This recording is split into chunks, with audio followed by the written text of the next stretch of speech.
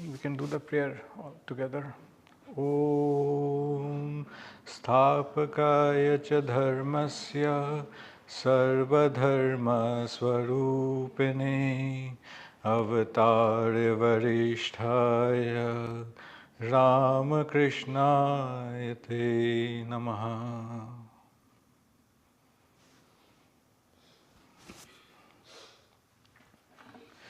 So today we are going to read about Swami Yogananda, one of the 16 direct disciples of Sri Ramakrishna. Yesterday was his Jayanti, that is birth anniversary, according to the lunar calendar. Per the English calendar, he was born on 30th March 1861 in Dakshineshwar. We all know that Dakshineshwar played a large part in Sri Ramakrishna's Leela. And Swami Yogananda's father, Naveen Chandra Roy Chaudhary, was a poor descendant of a local aristocrat who once owned the present metropolis of Kolkata and its adjoins. So with that, we'll start. The way you're going to do it is that we have marked paragraphs, and once you're ready, just come out here and read either from the book. We may have some extra books, printouts. Okay, I'll start. The temple garden of Dakshineshwar was built in 1855 by Rani Rashmani, a wealthy woman of Calcutta.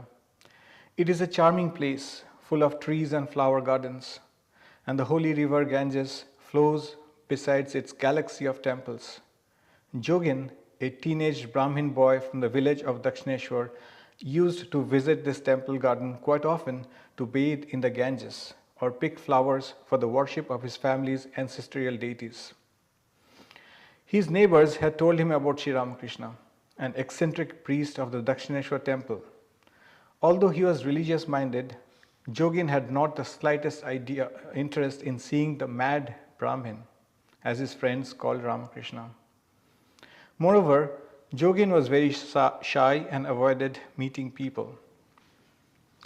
One day, while young Jogin was picking flowers in the temple garden, he met a middle-aged man walking in the flower garden, and thinking that this man was a gardener, Jogin sought his help. Immediately, the man joyfully picked some flowers and gave them to him. Some years later, at the age of 16 or 17, Jogin read an article about the life and teachings of Sri Ramakrishna in Sulabh Samachar, a journal of the Brahmo leader Keshav Chandra Sen. He decided to visit the master. With the journal in hand, Jogin arrived at Sri Ramakrishna's veranda and found the room filled with the Brahmo devotees. He was amazed to find that the man whom he had thought was a gardener and whom his friends had called a mad Brahmin was actually Sri Ramakrishna. Being too shy to enter the room, he stood outside the door, attentively listening to the spiritual conversation. Meanwhile, Sri Ramakrishna said to a devotee, "Call those people inside who are standing on the veranda." The devotee found only Jogin and brought him into the room, where Sri Ramakrishna was explaining the philosophy of love in simple language. Jogin was caught in the spell of his words and sat transfixed. When the crowd dispersed, the master walked over to Jogin and asked about his background. "My name is Jogin," said the boy. "What is your father's name?" asked Ramakrishna. "Naveen Chandra Roy Chaudhary." "Oh my God," he replied, "I know your father very well. I used to go to your house quite often and listen to the readings from the Bhagavata and other scriptures. Your family members were very respectful towards me." Thus, Sri Ramakrishna talked to Jogin for some time. When Jogin was about to leave, the master said, "Come again." Jogin agreed. While he was returning home, the boy thought, "This man must be a saint who has seen God. People who do not understand that, and therefore they laugh at him. How else can one account for such words of devotion, such divine love, and such ecstasy in the name of God? However, let me watch him closely. The next day, Jogin went straight to Sri Ramakrishna, who was glad to see him. The master recognized him as one of his inner circle and said to him, "It is wonderful that we have come to know each other now. You must come often. You have been born into a noble family and possess many characteristics of spiritual greatness. You will easily advance on this path." Number 2. I think it's Kailash. That's right. You can read from here or there, whichever is easy. That's very helpful. Thank you. Yeah, it's bigger.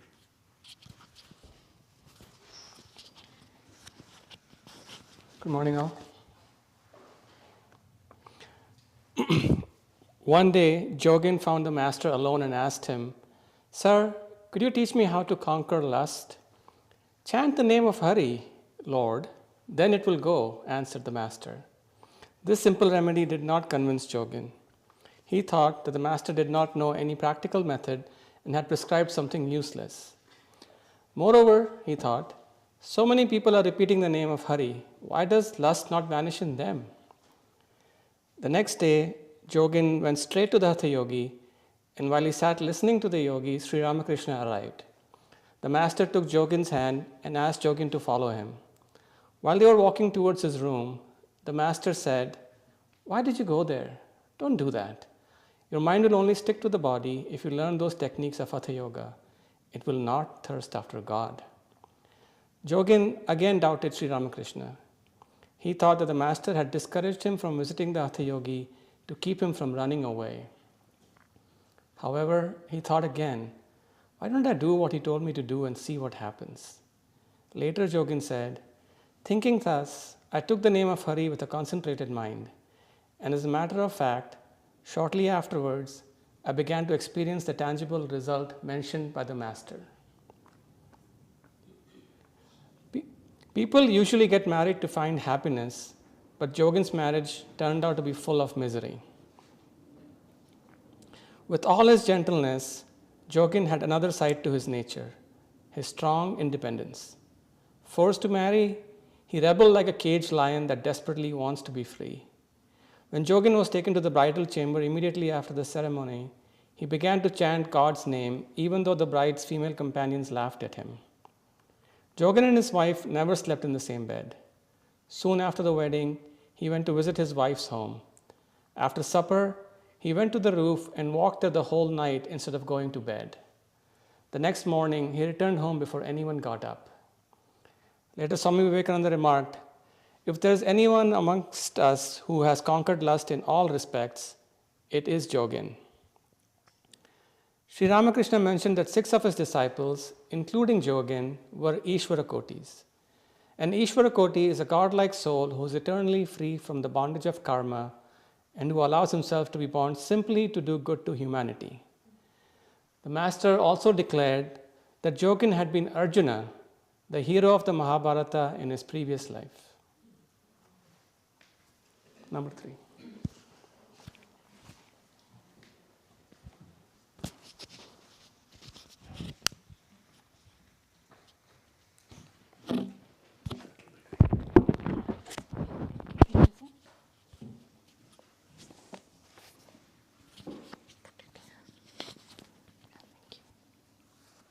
Hello everyone. Jogin later described his mental condition. "As soon as I married, the thought came to me that the hope of God realization was now a mockery. Why should I go to the master, whose very first teaching was the renunciation the light.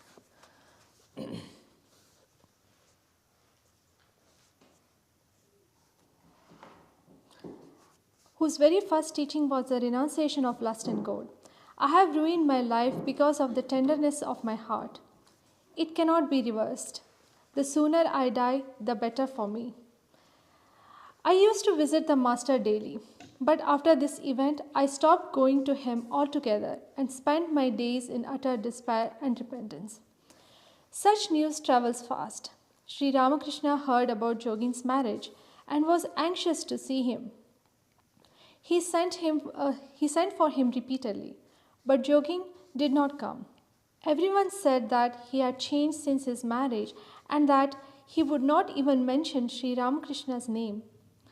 As Jogin disregarded his repeated summons, the master hit upon a plan. He knew that before Jogin's marriage, a man from the Kali temple had given Jogin a few rupees to buy some articles for him.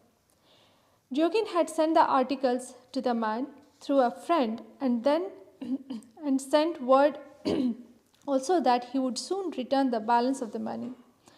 The master therefore sent this message to Jogin. What sort of man are you?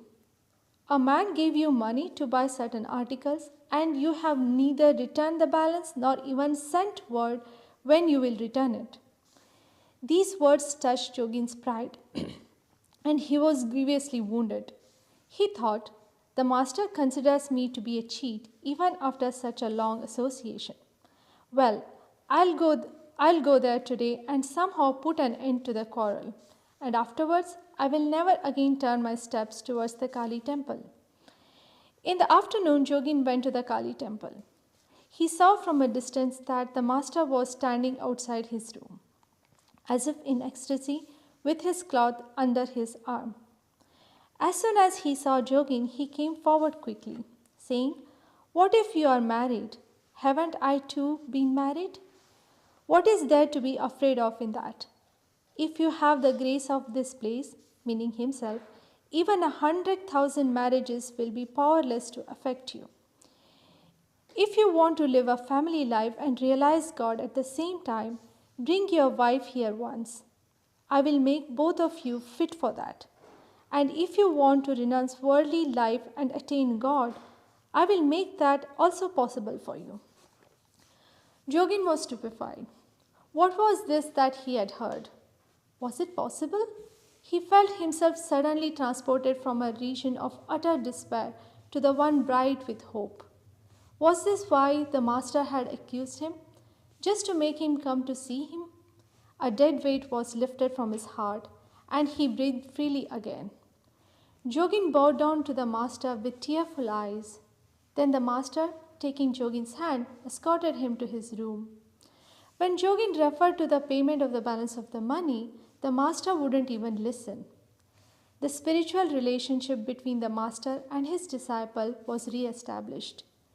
Ramakrishna reinforced Jogin's spirit of renunciation, and the cloud of Maya that had been hovering in Jogin's mind disappeared.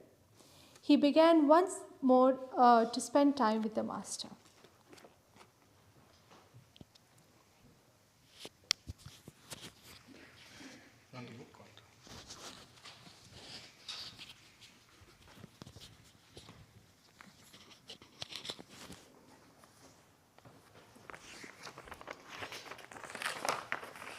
Morning, everyone. Jogin felt a little guilty because of his behavior towards his wife, and he wanted to do something for her. One day, he said to the master, "Sir, you taught me how to overcome lust. Could you do something for my young wife? What will she do to the rest of her life? Sri Ramakrishna replied with assurance, "Don't worry about your wife. Bring her here once either on Tuesday or Saturday, days considered to be auspicious for worship of Divine Mother. And the Divine Mother will grant what is right for her." Accordingly, Jogin took his wife to the master, who accompanied them to the Kali temple. Jogin and his wife bowed down before the Divine Mother. The master blessed Jogin's wife, touching her head. He then said to Jogin, "You will not have to worry about her anymore." Jogin realized that the master had taken on the responsibility of his wife and relieved him of it forever. In the company of Sri Ramakrishna, a real teacher practices what he preaches. If his speech and action do not coincide, people do not trust him.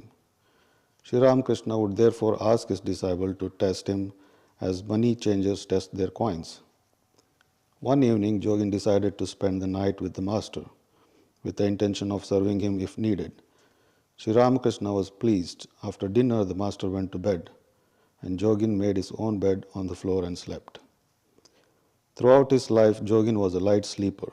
At midnight, he woke up and found that the master was not in his bed. He first checked the water pot, which the master used for washing, found it in its proper place.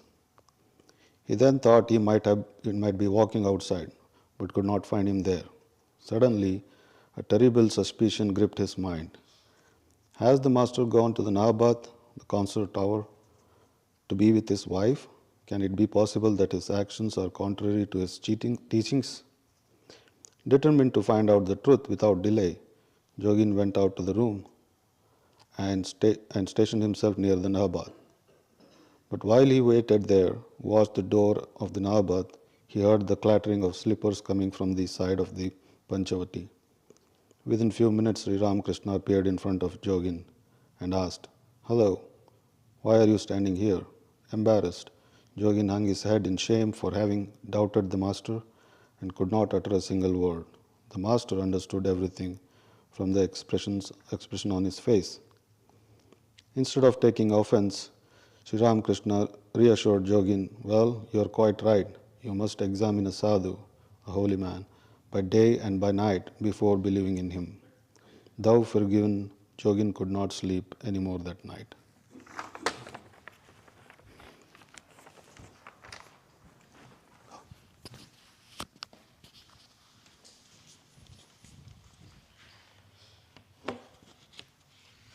So Rekhaji's is 5th.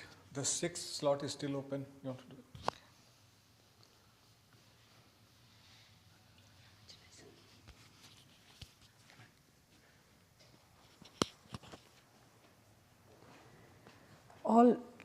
All scriptures teach that progress in the spiritual path is impossible without sincere faith. Knowing this, some people tend to believe in everything and everybody. But Ramakrishna warned his disciples not to believe others blindly. He advised them to use their discrimination both in the spiritual path as well as in the worldly matters. Once Jogin went to a shop and bought an iron pan. He appealed to the religious feeling of the shopkeeper and did not examine the pan closely. After returning home, he found that the pan had a crack. When the master heard about it, he reproved Jogin. "Because you are a devotee of God, does that mean that you should be a fool? Do you think any shopkeeper opens a shop to practice religion? Why did you not examine the pan before you purchased it? Never act so foolishly again. When you go out shopping, first determine the usual price of the item by going around to several shops and then thoroughly examine the thing you want to buy." How do I scroll?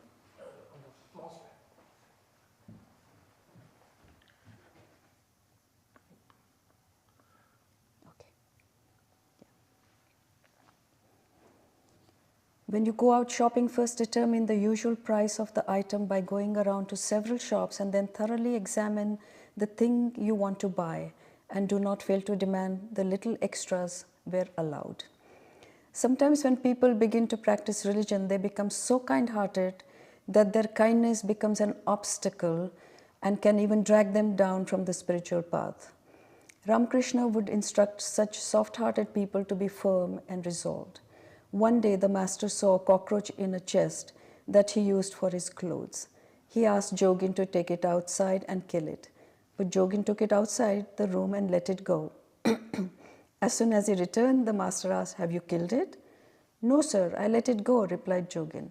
Thereupon the master rebuked him, saying, "I told you to kill the cockroach, but you let it go. You should always do as I ask you to do. Otherwise, later in more serious matters, also you will follow your own judgment and come to grief." On another occasion, Jogin was coming from Calcutta to Dakshineshwar by boat. One of the passengers, knowing Jogin's destination, began to vilify Ramakrishna. "He's a mere pretender, practicing deceit on the public. He eats good food, sleeps on a cozy bed, and turns the heads of schoolboys." Okay, I still can't do this. Can I use the arrow I key? think you can use it. Yeah. Okay, that's better. Jogin was terribly hurt to hear that man's comment about the master. At first, he wanted to rebuke the man, but his gentle nature prevailed, and he thought, well, people do not know Sri Ramakrishna, so they have odd ideas about him and criticize him. What can I do? He kept silent. Upon arriving at Dakshineshwar, Jogin told the master about the incident. He thought that the master would simply laugh, as he was indifferent to praise or blame, and the matter would end there. But the master took it quite seriously and said to Jogin, that man abused me for nothing and you kept silent? Do you know what the scriptures say? You must cut off the head of him who speaks ill of your guru, or at least leave his presence at once. And you did not even protest against these false accusations? It is amusing and instructive to contrast Sri Ramakrishna's rebuke to Niranjan, who, listening to criticism of the master, was about to sink a boat. The master trained each disciple according to his temperament. Yes. Yes.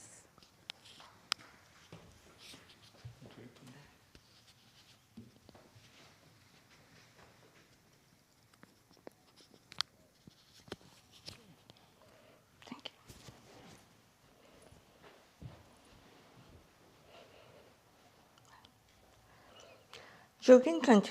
Jogin continued to serve Master with heart and soul. Since he was very austere and neglected his body, he became sick at Kasipur. The Master was sorry to hear that and asked Jogin to eat at the proper times and take sufficient rest. When he was not serving the Master, Jogin devoted his time to japam and meditation. Another aspect of his nature was his deep feeling for suffering people. Once a man from his village died in a train accident and his wife and children were left helpless. Jogin mentioned it to his brother disciples and Tarak immediately gave Jogin 40 rupees to take to the family. In spite of his fatal disease, Sri Ramakrishna gave final shape to his future order in Kasipur. He made Narendra the leader of his young disciples.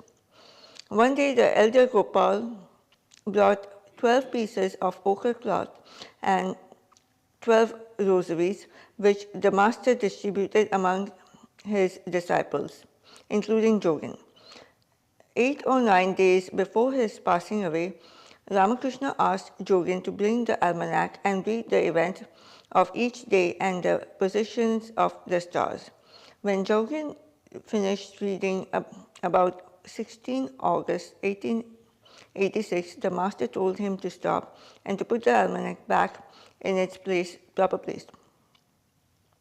Sri Ramakrishna passed away on 1:02 a.m. on the same auspicious day in August that he had selected. Pilgrimage and austerity. A few weeks after the passing away of Sri Ramakrishna, Jogin left for a pilgrimage with Holy Mother Sri Sarada Devi and her party. First they stopped at Deoghar and then after visiting Varanasi and Ayodhya, they reached Vrindavan where Krishna had spent his childhood. It was in Vrindavan that Holy Mother had the first direct intimation of her future mission. One day Sri Ramakrishna appeared before her and asked her to give Jogin formal initiation. He even told her the mantra with which she should initiate him. Holy Mother thought it was a hallucination of her own mind, but the vision was repeated the next 2 days. On the third day, she said to the master, I do not even speak to Jogin. How can I initiate him? The master asked her to have Yogin Ma, a woman disciple of the master, with her at the time of initiation. Jogin also, in a vision, received similar instructions from master. Shortly, the mother initiated him and Jogin thus became the first initiated disciple.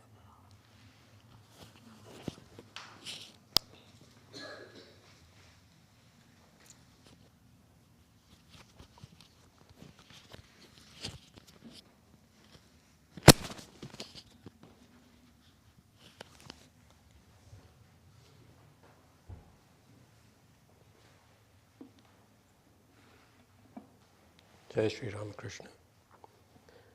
Later, Jogin narrated Holy Mother's days in Vrindavan. We saw Holy Mother, even in the midst of her intense grief at the passing away of the Master, fully realized his divine grace and presence at all times. We thought of ourselves as helpless orphans, but the Mother's love became our sheet anchor. At Vrindavan, the Holy Mother had many spiritual experiences. One day, her women companions found her absorbed in deep samadhi. They uttered the name of Lord in her ears and tried to bring her mind down. I repeated the name of Sri Ramakrishna with all my strength. Then the Mother seemed to return to the ordinary sense plane.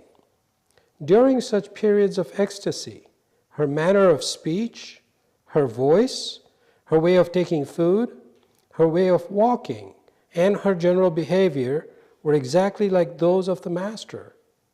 We have heard that in deep meditation, the worshipper and the worshipped become one. The scriptures mention a spiritual state known as Tadatmaya Bhav, being at one with God. We have read in the Bhagavad how the gopis, which were the shepherd girls of Vrindavan, unable to bear separation from Krishna, became so deeply absorbed in the thought of him that for the moment they forgot their own individualities and behaved as though they were Krishna. In the same manner, the Mother, too, forgot her own separate existence and acted just like the Master, feeling her oneness with him. When I asked her some complex questions about spiritual matters, shortly after her states of samadhi, she replied in God-intoxicated mood, very much like Sri Ramakrishna, that it is the same manner characteristic of the Master, even using his same easy style of expression with metaphors and parables. We are all surprised to see the spirit of Sri Ramakrishna united with hers. It was unique. We then realized that the Master and the Mother were one in essence, though appearing in separate forms. Is it not said in the scriptures, Lord, thou art man, thou art woman? The Master told me many times that there was no difference between him and the Mother. Holy Mother passed nearly 2 days in the superconscious state. A great transformation came over the Mother after that experience. Henceforward, she was seen to remain always immersed in bliss. All her sorrow and grief and feeling of separation from the Master vanished, and a serene, blissful mood took their place. She sometimes behaved like a simple, innocent girl. Sometimes she would express an eagerness to visit the various temples of Vrindavan for darshan, or to visit holy spots on the banks of the Jamuna, associated with the divine sport of Krishna and the gopis. She was then in such a blissful state of mind that at times her yearning for Krishna's presence and her utterance of his name with intense love reminded us of Radha. I've heard from her women companions that the Mother at times spoke frankly of herself as Radha. She passed her time in constant meditation and japam and would often go into ecstasy, remaining forgetful of herself for hours together. Jai Sri Ramakrishna.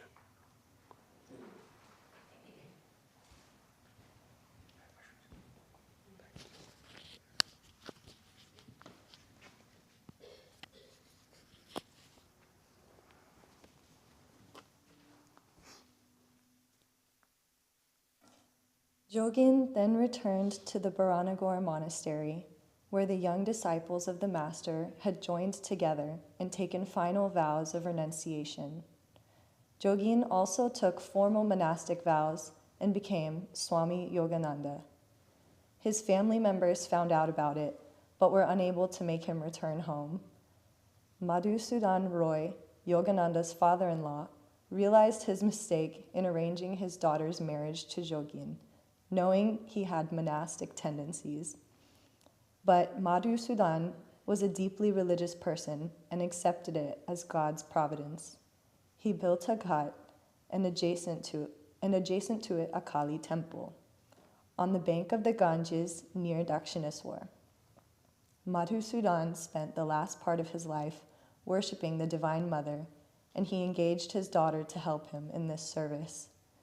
Yogananda's wife had the blessings of Sri Ramakrishna. She was a highly evolved soul. She lived like a nun and spent most of her time in meditation and austerities.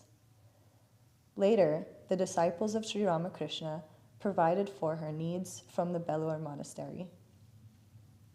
In the Bharanagore monastery, the disciples studied the Vedanta scriptures, as well as the Bible, the Imitation of Christ, and other scriptures. One day, they read this passage from the Bible. For there are some eunuchs which were so born from their mother's womb, and there be eunuchs which have made themselves eunuchs for the kingdom of heaven's sake. When someone jokingly called Yogananda a eunuch, he laughingly replied, "You will see, just wait. Jesus left a group of eunuchs who shook the world. We will do the same thing." On another occasion, Yogananda mentioned the main teaching of Christ to his disciples: love one another. To realize that one sentence is equivalent to studying the whole Bible, said Yogananda. Yogananda did not care much for studying. He loved to be in solitude and would practice japam and meditation for many hours. Sometimes he would leave the monastery and practice austerities on the bank of the Ganges. Due to his intense fasting, Yogananda's body was lean, but his eyes were bright and luminous. Once some village women who were carrying water from the Ganges saw Yogananda seated under a banyan tree. They were impressed by his appearance, and their love and sympathy welled up for him. They began to inquire about his background, but in order to avoid them, Yogananda replied in Hindi as if he didn't know Bengali. The women thought he was either a Hindustani hemp smoker or a cheat and left. As is customary for mendicants, he went to beg for food one day and arrived at a thatched cottage in Alam Bazar. A poor woman was sweeping the house. Seeing the young monk begging for food, she angrily said, "Get away from this place. You are a young man. Why don't you work and make money? You come in the disguise of a monk at daytime to check the houses and will return at night to steal." Saying this, she hit her broomstick on the ground. Yogananda suppressed his laughter, but when he returned to the monastery, he mimicked the woman out of fun. The brothers rolled on the floor with laughter. Yogananda had a good sense of humor, and at the same time, he was a serious monk with burning renunciation.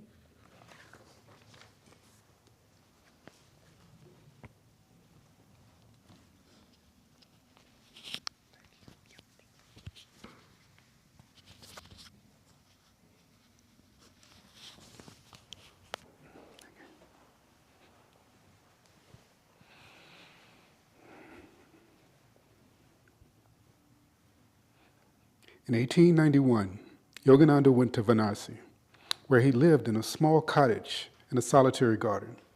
He spent most of his time in meditation. Once a day, he would go out to beg for food. Sometimes he would eat dry bread soaked in water for 2 or 3 days. What austerity! It ruined his digestive system forever. One night, while he was repeating the name of Sri Ramakrishna, an evil spirit tried to harm him. Immediately he shouted, "Jai Ramakrishna," victory to Ramakrishna. Frightened, the spirit said to him, "I shall never again come to disturb you.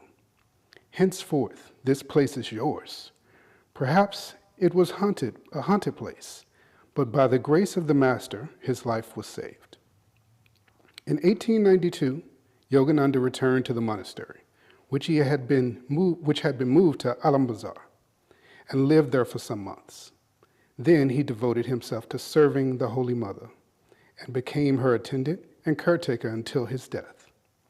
Yogananda was among the 3 or 4 monastic disciples of the Master who had free access to the Holy Mother.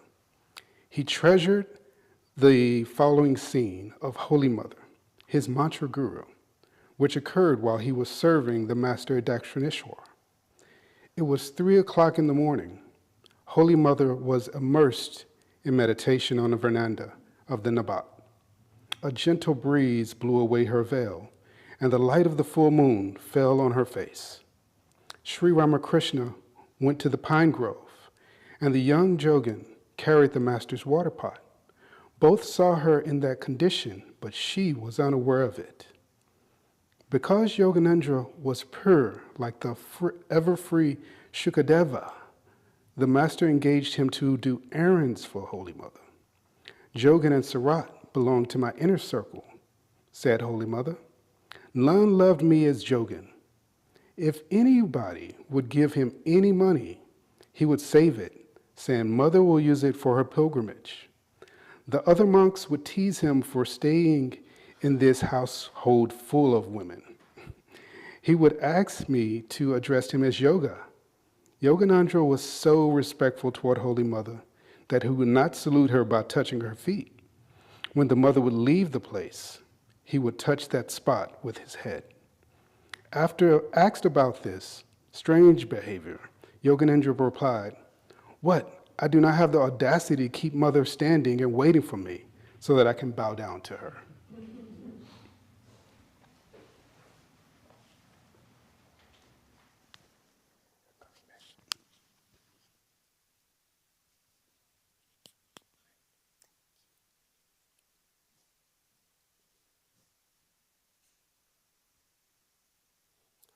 From 1895 to 1897, Yogananda arranged the birth anniversary festival of Sri Ramakrishna on a large scale at Dakshineshwar. In 1898, he organized a similar celebration at Dhan's temple complex of Belur. At the time, the name of Sri Ramakrishna was not widely known. But Yogananda had magnetic personality. He attracted many young volunteers from Ahirtola, Calcutta, and celebrated the Ramakrishna festival with eclat. In 1897, when Swami Vivekananda returned from the West, Yogananda took an active part in organizing the reception from Swamiji that created a sensation all over Calcutta. On 1st May 1897, Vivekananda inaugurated the Ramakrishna mission at Balaram's house in Calcutta. He made Brahmananda president and Yogananda vice president of Ramakrishna order.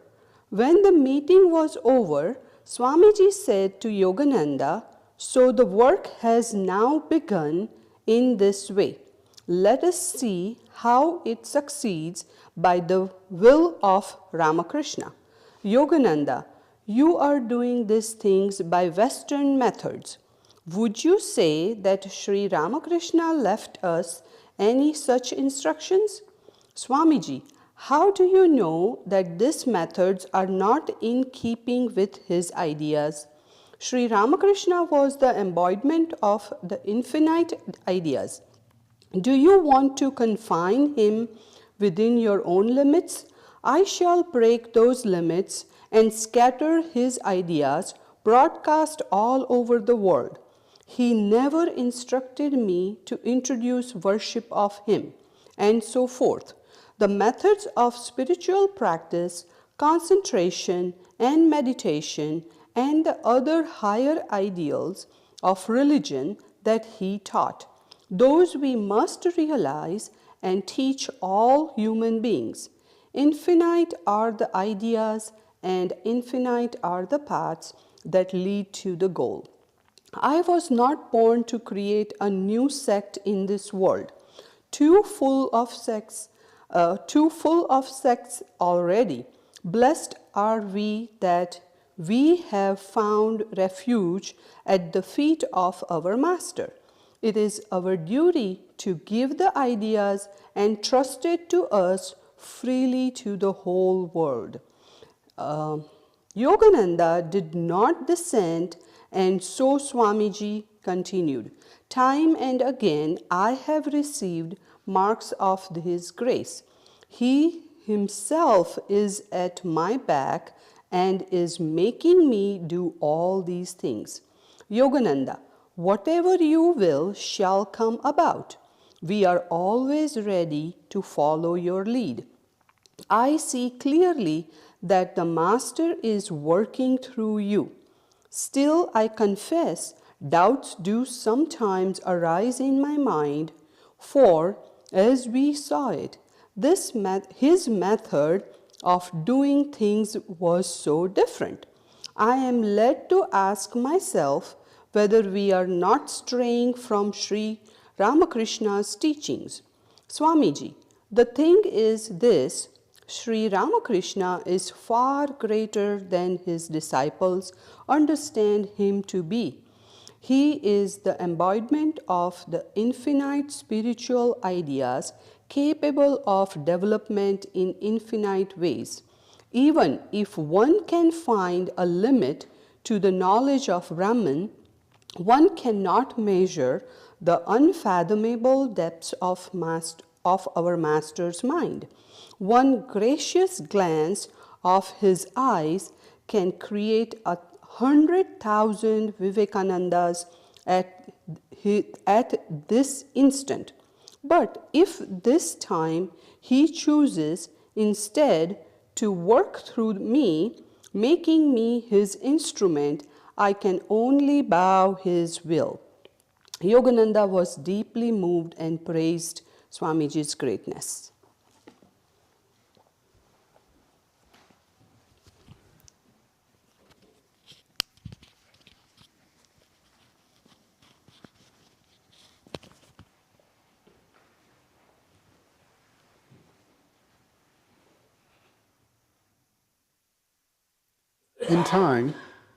In time, Yogananda's health began to fail, and Swamiji took him to Darjeeling and Alamora, health resorts in the Himalayan region, and arranged all kinds of treatments for him.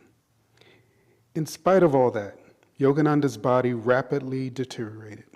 It became difficult for him to serve Holy Mother, and so he made Brahmachari Krishnala, later Swami Dhirananda, his assistant. Swamiji noticed that many women devotees would visit Holy Mother, and it was not proper for a young brahmachari to be around women. Although Swamiji had no objection to his serving Holy Mother, observing the situation, Swamiji asked Yogananda, "As you know, various kinds of women come to Holy Mother. Who will be responsible if this brahmachari's mind wanders from the spiritual path?" Touching his chest, Yogananda immediately replied, "I will be responsible. I am ready to sacrifice my life for him." It is needless to speak about that unseen power that uttered these words through Yogananda's lips. Yogananda commanded love and respect for his sterling saintly qualities, but what distinguished him among the disciples of Sri Ramakrishna was his devoted service to Holy Mother. He was one of the first monks to discover the extraordinary spiritual greatness of Mother hidden under her rural simplicity. Once, Saradananda said to Yogananda, "Brother, I do not always understand Swamiji. He speaks in various moods. Whatever stand he takes, he makes so much of it that the others pale into insignificance." Yogananda said, "Sarat," Swami Sri Sarananda's pre-monastic name, "I tell you one thing, cling to Holy Mother. Whatever she says, that is right." Yogananda then took Saradananda to Holy Mother, and gradually the latter became an attendant to the Mother, remaining so for 21 years after Yogananda's passing. Yogananda led an ideal life. He taught by his example. He did not lecture or do any spectacular work.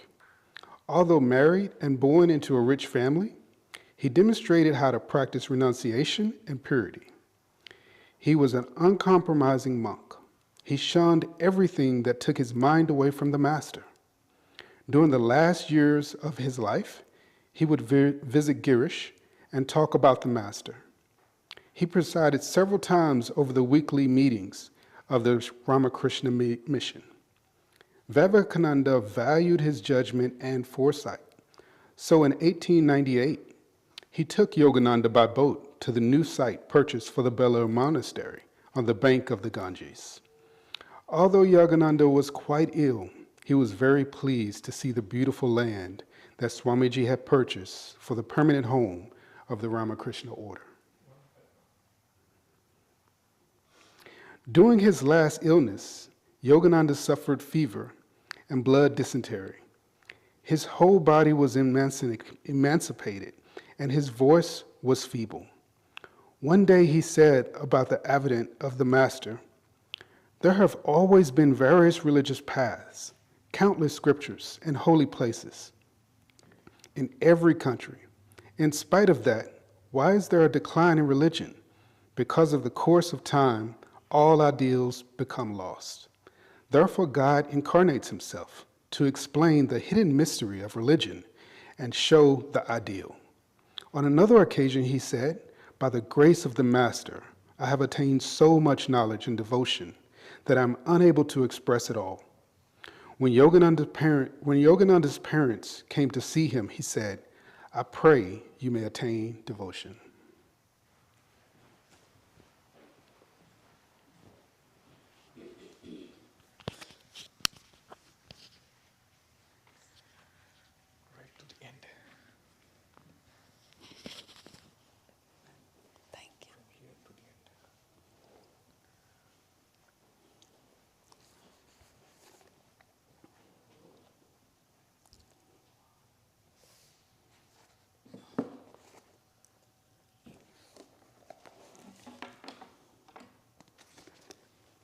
As Yogananda lay ill, Vivekananda said, "Jogin, you get well, let me die instead."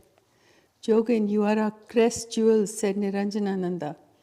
One day, Girish's sisters said to Yogananda, "Jogin, why don't you ask Holy Mother to tell the Master to give you back your health?" Yogananda replied, "Sister, you don't know their ways. They do what is right. My request will not change their will."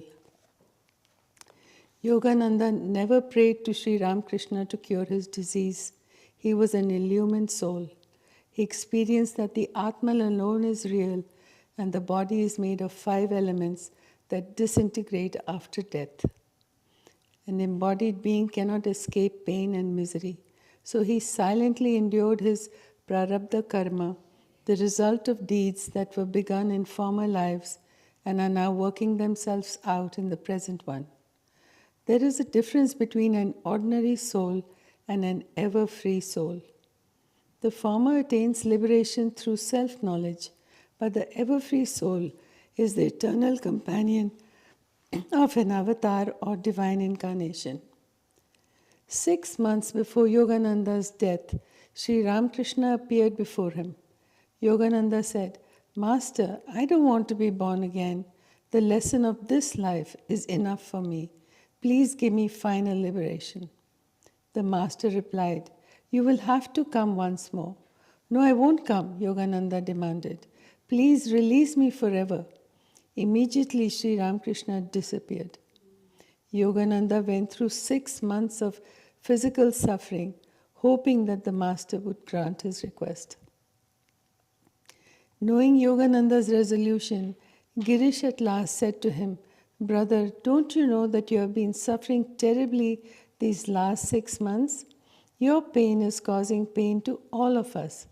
Please agree to the will of the Master. Don't refuse to come back with the Master. Look here, Jogin, don't seek nirvana. Don't think of the Master as pervading the entire universe, the sun and the moon forming his eyes. Think of the Master as he used to be to us, and thus thinking of him, go to him." At this, Yogananda said, "What? I have been suffering in bed for the last 6 months? All right, let the Master's will be done. I am his servant. Whatever he asks me to do, I will do." Saying so, Yogananda fully resigned himself to the Master. Swami Yogananda passed away in Samadhi at 3:10 p.m. on 28th March 1899. Before his passing away, he said to Holy Mother, Mother, Brahma, Vishnu, Shiva and Sri Ramakrishna have come to take me. In the morning, while performing worship, Holy Mother saw that the Master had come to take Yogananda. When Yogananda breathed his last, Brahmachari Krishnalal cried out. Holy Mother was upstairs and she realized what had happened. She also burst into tears and said, My Jogin has left me. Who will look after me? Because Yogananda was the first disciple of the Master to die, Mother remarked with a deep sigh, A brick has slipped from the structure. Now the whole thing will come down. Before the body of Yogananda was taken to Kashi Mitra's cremation ground in North Calcutta, Swamiji waved the light and offered flowers and sweets as part of the ritual. Swamiji was so stunned that he did not go to the cremation ground. Brahmananda and other disciples and devotees went in a procession and cremated their beloved brother disciple's body on the bank of the Ganges. Grief-stricken, Swamiji did not go to Sri Ramakrishna's shrine for 3 days. He remarked, A beam is down and now the rafters will fall, one after another. Just before Yogananda's death, Shivananda had asked him, Jogin, do you remember the Master? Yogananda replied, Yes, I remember the Master, more, even more, much more.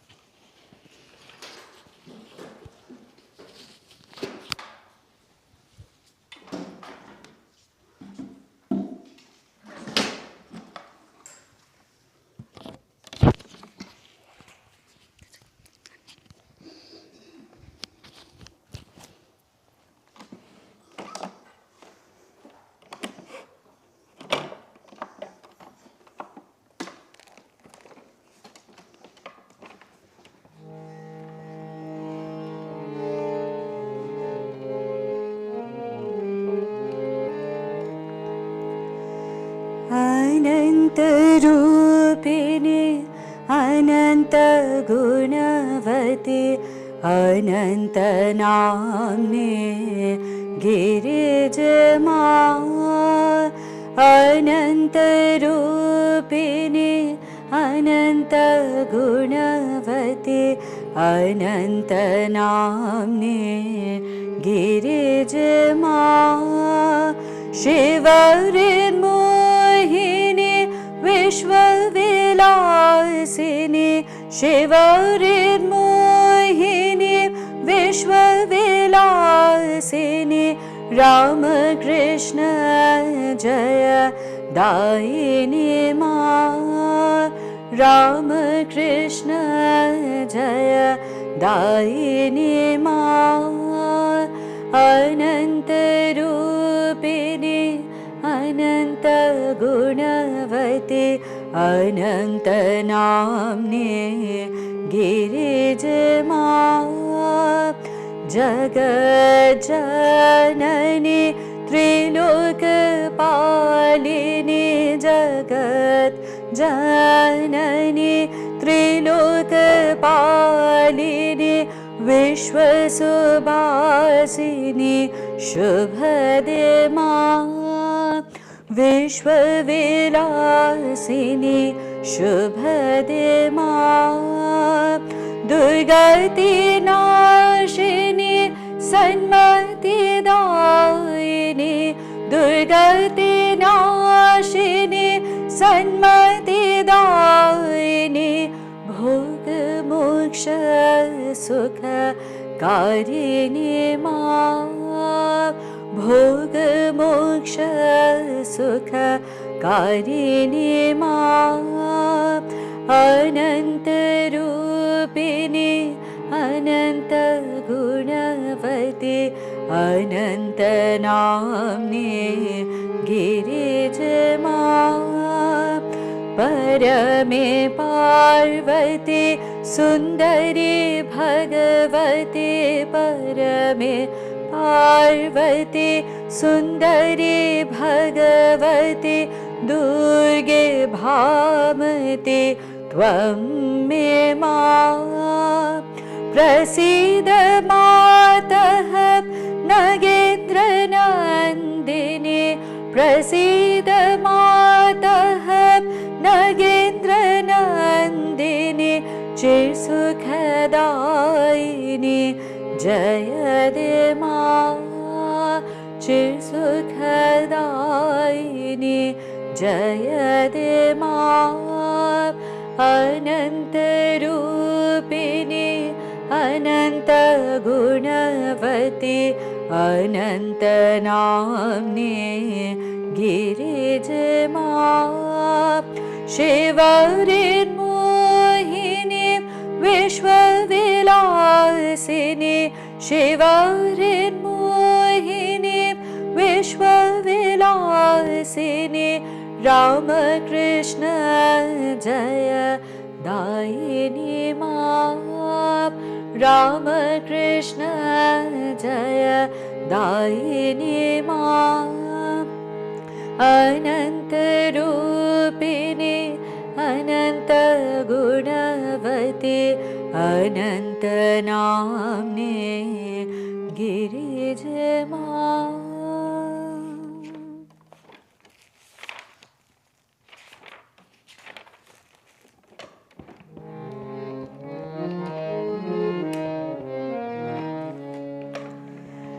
प्रभु का नाम जपो मन मेरे प्रभु का नाम जपो मन मेरे दूर करे वही संकट तेरे दूर करे वही संकट तेरे हरे कृष्ण कृष्ण कृष्ण हरे हरे हरे राम राम राम हरे हरे हरे कृष्ण कृष्ण कृष्ण हरे हरे हरे राम राम राम हरे हरे प्रभु का नाम जपो मन मेरे प्रभु का नाम जपो मन मेरे जीवन रैन बसेरा है जीवन रैन बसेरा है क्या तेरा क्या मेरा है क्या तेरा क्या मेरा है क्यों नैनन से नीर झरे रे क्यों नैनन से नीर झरे रे हरे कृष्ण कृष्ण कृष्ण हरे हरे हरे राम राम राम हरे हरे हरे कृष्ण कृष्ण कृष्ण हरे हरे हरे राम राम राम हरे हरे प्रभु का नाम जपो मन मेरे प्रभु का नाम जपो मन मेरे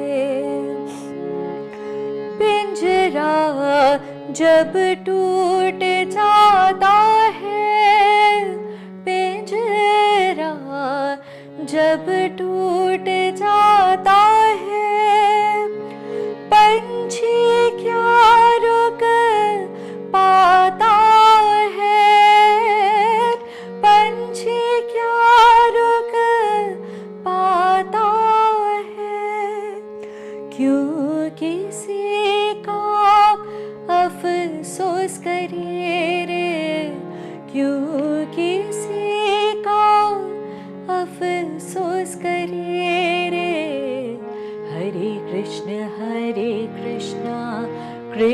कृष्ण हरे हरे, हरे राम राम राम हरे हरे। प्रभु का नाम जपो मन मेरे, प्रभु का नाम जपो मन मेरे। दूर करे वही संकट तेरे, दूर करे वही संकट तेरे। हरे कृष्ण कृष्ण कृष्ण हरे हरे, हरे राम राम राम हरे हरे।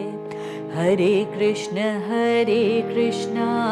कृष्ण कृष्ण हरे हरे, हरे राम राम राम हरे हरे। हरे कृष्ण कृष्ण कृष्ण हरे हरे, हरे राम राम राम हरे हरे।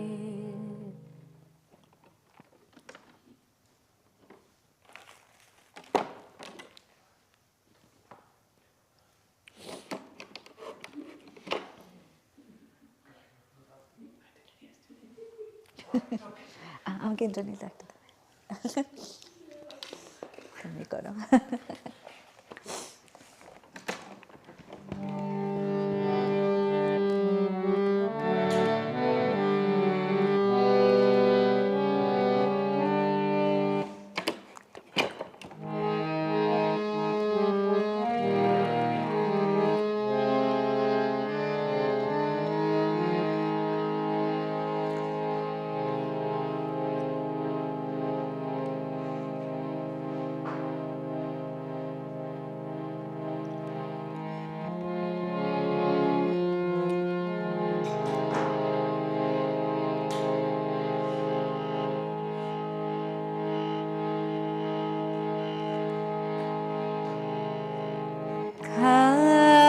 खंडन भव बंदन जग वंदन वंदितो माय निरंजन नर रूपधर निरंजन नर रूपधर निर्गुण गुणमय मोचन अघ दूषण जग भूषण चिद्घन काय ज्ञानांजन विमल नयन ज्ञानांजन विमल नयन वीक्षणे मोहजाय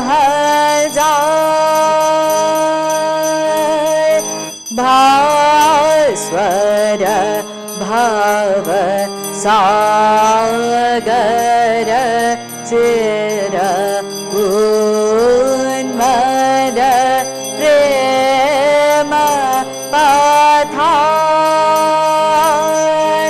भक्तार्जन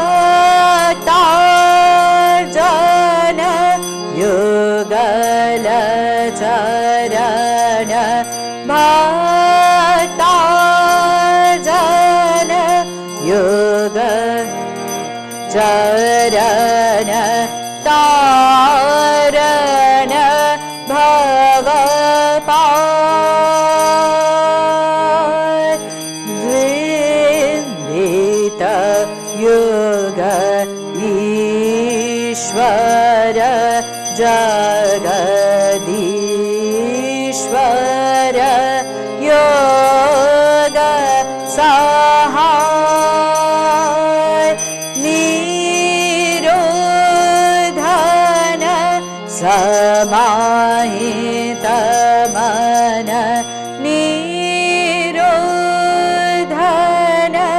समाहित मन निरखे तव कृपा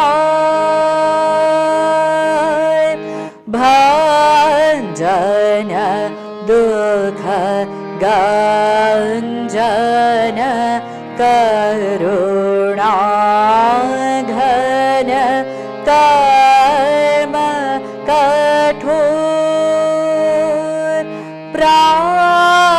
प्राणार्पण जगत तारण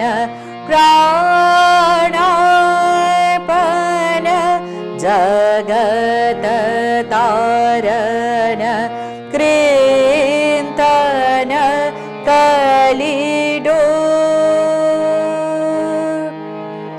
वंचन काम कांचन अति निंदित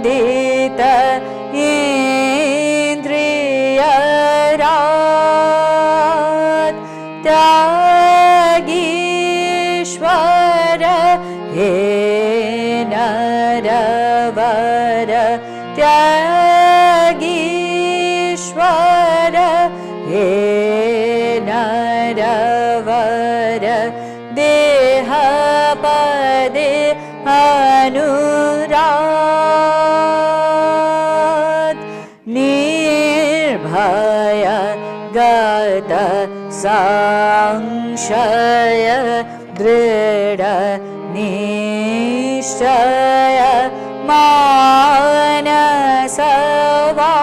मानसवान निष्कारण भक्त शरण निष्कारण भक्त शरण त्यजी जाति कुलमा संपद तव श्रीपद भव गोष्पद वारियथाय प्रेमार्पण समदर्शन प्रेमार्पण समदर्शन जगजन दुख जाय संपद तव श्रीपद भव गोष्पद वारियथाय प्रेमार्पण समदर्शन प्रेमार्पण समदर्शन जगजन दुख जाय नमो नमो प्रभु वाक्य मनातीत नमो नमो प्रभु वाक्य मनातीत मनोवचनैकाधार प्रभु मनोवचनैकाधार ज्योतिर्ज्योति उजल रिधि कंदर ज्योतिर्ज्योति उजल रिधि कंदर तुमि तम भंजन हार प्रभु तुमि तम भंजन हार नमो नमो प्रभु वाक्य मनातीत नमो नमो प्रभु वाक्य मनातीत मनोवचनैकाधार प्रभु मनोवचनैकाधार ज्योतिर्ज्योति उजल रिधि कंदर ज्योतिर्ज्योति उजल रिधि कंदर तुमि तम भंजन हार प्रभु तुमि तम भंजन हार दे दे दे लंग रंग भंग बाजे अंग संग मृदंग दे दे दे लंग रंग भंग বাজে অঙ্গ সঙ্গ মৃদঙ্গ গাইছে ছন্দ ভক্ত বৃন্দ আরতি তোমার গাইছে ছন্দ ভক্ত বৃন্দ আরতি তোমার জয় জয় আরতি তোমার হর হর আরতি তোমার শিব শিব আরতি তোমার খণ্ডন ভব বন্ধন জগ বন্দন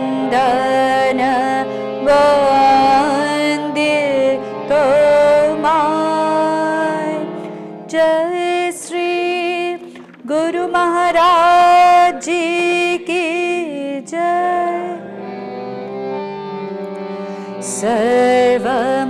सर्वमंगल मंगल्ये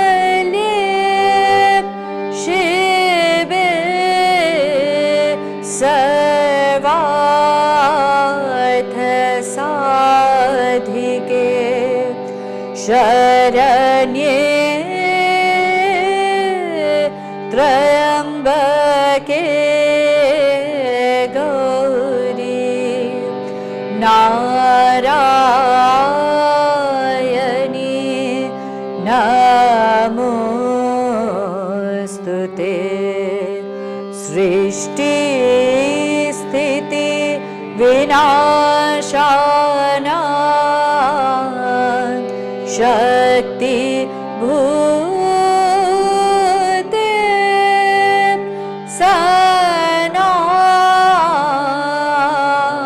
सनातनी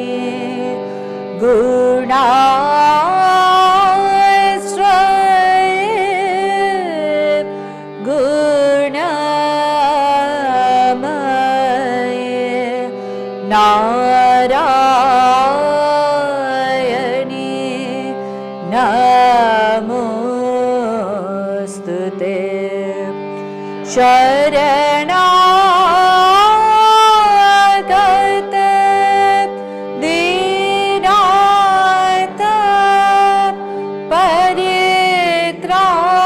परित्राण परायणे सर्वस्यार्थे हरे देवी नारायणी नमोस्तुते जय नारायणी नमोस्तुते जय नारायणी नमोस्तुते जय Narayani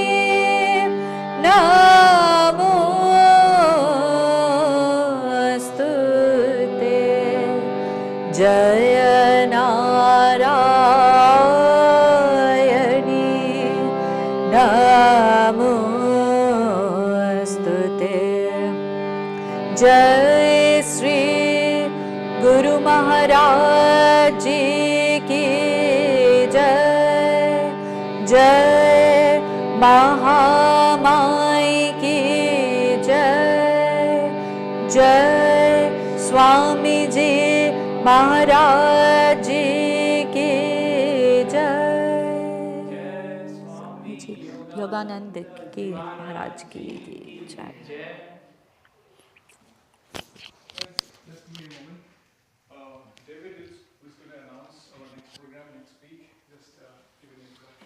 David.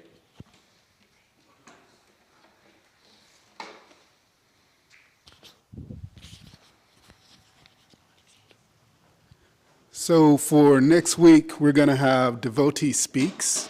We're going to start with a bhajan on Krishna, and then we're going to go into a discussion on the Krishna Leela and Krishna Ras Leela, that specific portion of his Leela, and Sri Chetanananda and how it all relates back to Bhagavan Sri Ramakrishna. And we're going to end with Arati, of course, followed by Prasad. So please join us. It's going to be a discussion type forum, so your input will also be appreciated. And we're going to celebrate and offer it up to Thakur's service as always. Jai Ma.